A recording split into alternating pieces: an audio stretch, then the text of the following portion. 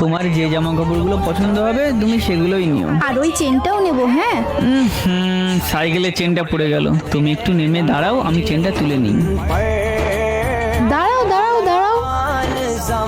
সিমরা, রেশমা, কেমন আছিস তুই? ভালো আছি আমি। তোর সাথে 2 বছর পর দেখা হলো। আর এটাকে আমার হাজবেন্ড। এই ভিখারি তোর হাজবেন্ড? আরে ইয়ার, কিভাবে থাকিস এর সাথে? কার আর বাইক ছাড়া আমি এক পাও চলতে পারি না, আর তুই এই ভাঙা সাইকেলে।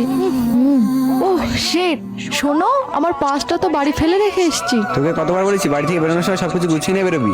তোকে এখন বাড়ি দেবো আর বাড়ি থেকে নিয়ে আসবো? চুপ চুপ চুপ, আমার বান্ধবী। তোর বান্ধবীতে আমি কি করবো? তোকে মাথায় তুলে নিয়ে নাচবো? বোন, ভালো থাকতে গেলে গাড়ি, মোটরসাইকেল এইসবের দরকার পড়ে না, একটা ভালো মানুষ লাগে।